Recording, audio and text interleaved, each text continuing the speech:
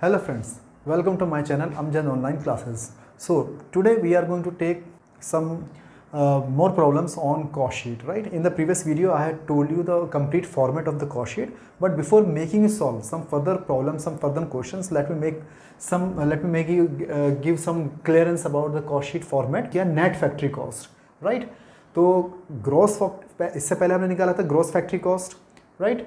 फिर हमने निकाला था फैक्ट्री कॉस्ट, फिर हमने cost of goods produced and then cost of sales. These are the four main heads of the cost sheet. तो either you number them or not, either you write A B C D, right? Either you write 1 2 3 4 5. That is not going to affect and that is not going to matter here a lot.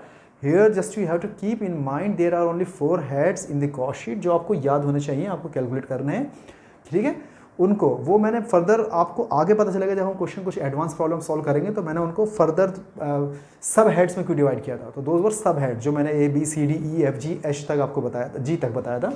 So it's up to you. मैं बार बार आपसे बोल रहा हूँ कि ज़रूरी नहीं कि वो फिक्स आप A B C D E F G ही यूज़ करें, आप वो 1 2 3 4 5 यूज़ कर सकते हैं, या सिर्फ इन्हीं 4 हेड्स को नाम दे सकते हैं A B C D, right? बाकी को आप सब हेड्स को आप अपनी मर्जी से आप नंबर 1 नंबर 2 नंबर 3 आप नाम दें. तो I am not going to make you confuse at all, right?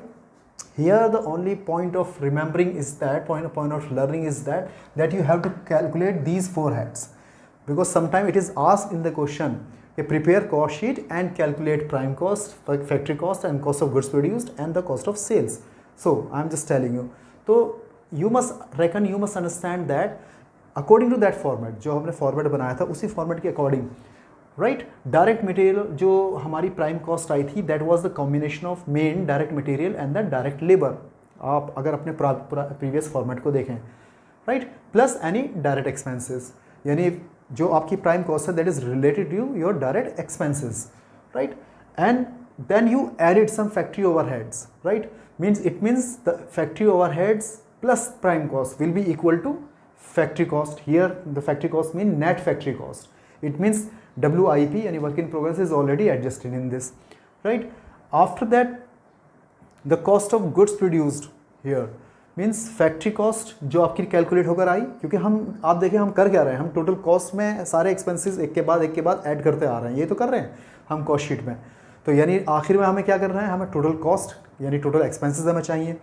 तो फैक्ट्री कॉस्ट अब हम क्या ऐड कर रहे हैं, ऑफिस ओवरहेड्स. फैक्ट्री कॉस्ट में जब हम ऑफिस रिलेटेड ओवरहेड्स ऐड कर देंगे तो ये आपकी क्या आ जाएगी, कॉस्ट ऑफ गुड्स प्रोड्यूस्ड. अब आपको निकालना होता है cost of sales. Cost of sales के लिए आपको चाहिए कॉस्ट ऑफ गुड्स प्रोड्यूस्ड, तो आपने यहाँ कैलकुलेट कर लिया. इसमें plus selling and distribution overheads, अगर अब आपके बाद कोई सेलिंग एंड डिस्ट्रीब्यूशन ओवरहेड्स हैं तो वो आप इसमें यहाँ ऐड कर देंगे. तो आप ऐसे आपको कैलकुलेट नहीं करना है, just making your concept clear here at this point कि आपको ऐसे भी मालूम होना चाहिए कि हम ऐसे भी कैलकुलेट कर सकते हैं. अदरवाइज आपको कैलकुलेट तो उसी फॉर्मेट में करना है. तो अब हम एक बहुत ही बेसिक सा क्वेश्चन ले लेते हैं ताकि आपको बहुत क्लियर हो जाए, इजी, राइट? तो उस क्वेश्चन के लिए फिलहाल इतना बेसिक क्वेश्चन है कि मैं सिर्फ अमाउंट का एक ही कॉलम लूँगा, राइट? मैं अभी पर यूनिट वाला कॉलम नहीं ले रहा हूँ, क्योंकि आगे जब थोड़ा सा हम एडवांस प्रॉब्लम लेंगे तो पर यूनिट वाला कॉलम भी लेना शुरू होगा, क्योंकि क्वेश्चन अभी फिलहाल मुझे सिर्फ आपको ये बताना है कि 4 हेड हम कैसे कैलकुलेट करते हैं.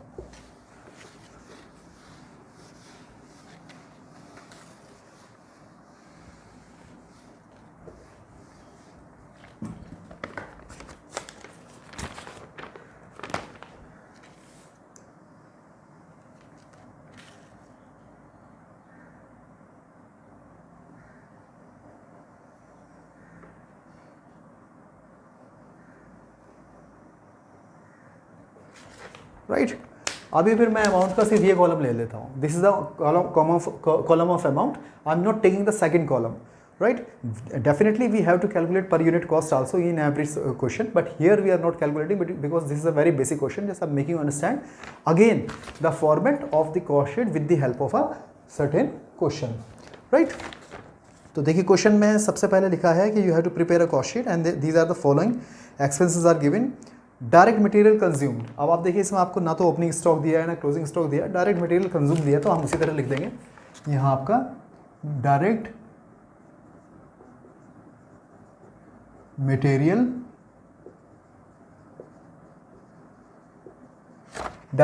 Consume, that is 20,000. After that, the second component of the prime cost is given, that is the direct labor या direct wages.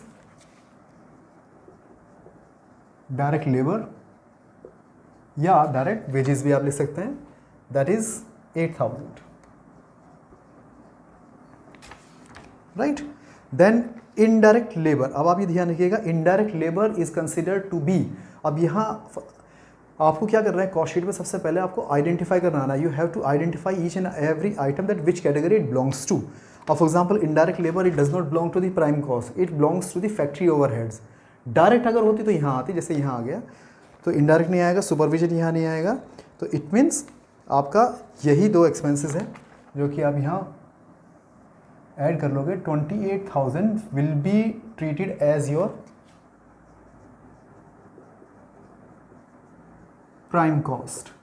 अब आप चाहे तो इसको 1 2 3 नाम दे दीजिए, चाहे ABCD आप नाम दे दो. तो मैं फिलहाल अभी यहाँ कोई नाम नहीं लिख रहा हूँ, क्यों? ठीक है. तो ये आपको कैलकुलेट करना, मेन हेड यही है प्राइम कॉस्ट. इसमें हम क्या ऐड करते हैं, ऐड फैक्ट्री ओवरहेड्स. अब हमें फैक्ट्री ओवरहेड्स देखना है, यानी फैक्ट्री से रिलेटेड इनडायरेक्ट एक्सपेंसेस सारे क्या है. WIP नहीं दे रखा है, कोई ओपनिंग एंड क्लोजिंग स्टॉक नहीं दे रखा है, राइट. तो आप सीधे सीधे देखिए, इनडायरेक्ट लेबर जो फैक्ट्री की है वो यहाँ आएगी 2500. Indirect labour 2500. उसके बाद आपकी सुपरविजन कॉस्ट,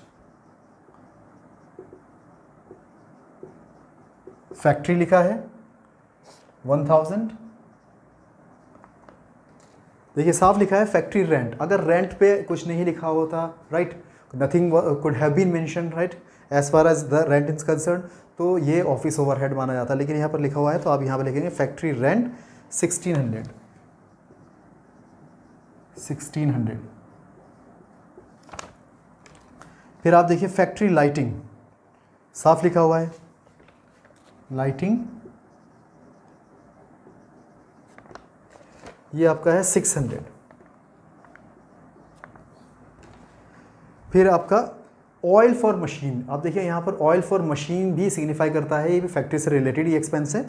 आपका इनडायरेक्ट एक्सपेंसेस है ऑयल फॉर मशीन, ये आपका 100. अब आपका डेप्रिसिएशन ऑफ मशीन, अब यहाँ भी ध्यान रखिएगा, depreciation of machine signifies that it is related the factory. अगर डेप्रिसिएशन ऑफ फर्नीचर होता तो वो यहाँ नहीं आता, फिर वो ऑफिस में जाता.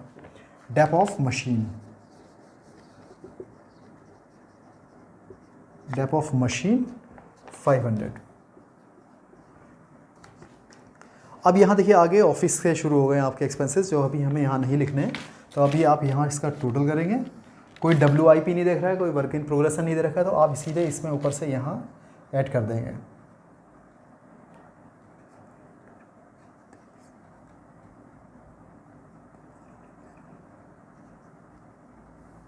$34,300 आपका क्या आ गया, ये आपका आ गया फैक्ट्री कॉस्ट. ठीक, चाहे आप इसको नाम दें या 1 और 2 और चाहे A या B. I am not confusing you again, I am saying again, चाहे ABCD नाम दे दें आप, चाहे 1, राइट. उसके बाद आते हैं आप इसमें क्या ऐड करते हैं, add office overheads. Office overheads देखिए, ऑफिस ओवरहेड्स आपके 8,000 दे रखे हैं. Office overheads 8,000. ऑफिस सैलरी दे रखी है 2,000. सैलरी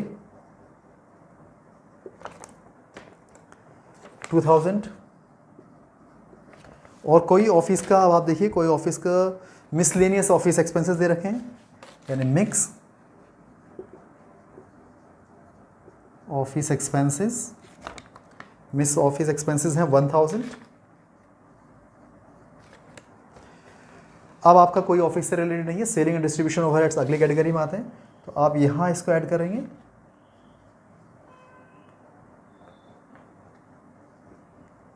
45,000 आपका क्या आ गया, जैसे हम कह सकते हैं cost of goods produced. Cost of goods produced आ गया आपका। अब आपका एक हेड बचता है मेन, जो हमारा बाद में आएगा एड सेलिंग ओवरहेड्स। अब सेलिंग एंड डिस्ट्रीब्यूशन ओवरहेड्स आपके दे रखे हैं, देखिए यहाँ पर लिखा है 6000, तो 6000 यहाँ आप ऐड कर लोगे। उसके बाद आपका कुछ नहीं है, सेलिंग और डिस्ट्रीब्यूशन ओवरहेड सिर्फ आपके यही है, तो इसे आप यहाँ कैलकुलेट करोगे 51,300 आपकी क्या आ गई, कॉस्ट ऑफ सेल्स, या आपका total cost of goods sold, cost of goods sold भी हम इसको कह सकते हैं, कॉस्ट ऑफ सेल्स आ गई। तो ये हो गया। अब आपको मैंने बोला कि इसके बीच में प्रॉफिट या लॉस होता है और फिर आप लिखते हैं सेल्स यहाँ। अब देखिए profit is the hint of the profit is given in the question कि profit margin is 20% on cost, यही आपको ध्यान रखना है। देखिए प्रॉफिट जो है इज ऑन कॉस्ट, अब कॉस्ट पर दिया है 20%, अभी 20% कॉस्ट ही आप कैलकुलेट कर रहे हैं, तो 20% डायरेक्ट आप इसी का कैलकुलेट कर देंगे, यानी आपको वो एडजस्ट करने की जरूरत नहीं, जैसे मैंने आपको पिछली बार क्वेश्चन कहा था। हाँ, अगर ऑन सेल्स होता तो आपको इसमें यहाँ एडजस्ट करने की जरूरत होती है। अब तो डायरेक्ट इसका 20% निकाल देंगे, जो कि आएगा 10,260, 10,260। और जब हम कॉस्ट प्लस प्रॉफिट करेंगे तो क्या आ जाएगा आपका, आ जाएगा सेल्स 61,560, right?